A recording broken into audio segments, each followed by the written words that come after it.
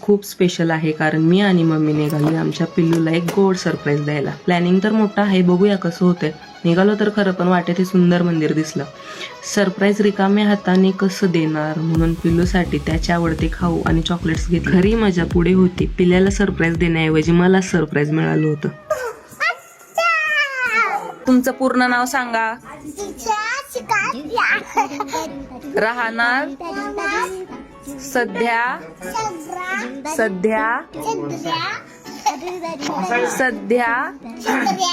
पुण्यात. मग तुम्हाला 1 2 येतं का? नाही. जेवायला येतं का?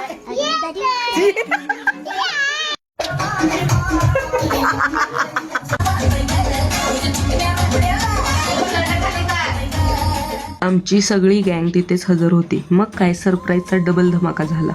खूप दिवसांनी आम्ही सगळे एकत्र भेटलो होतो. पोटभर जेवण, मन मोकळ्या गप्पा आणि तोच जुना वेडेपणा. प्रत्येकाच्या चेहऱ्यावरचा आनंद बघून आजचा दिवस सार्थकी लागल्यासारखं वाटलं. असा होता आमचा छोटासा पण गोड दिवस. व्हिडिओ आवडला असेल तर नक्की लाईक करा. थँक्यू.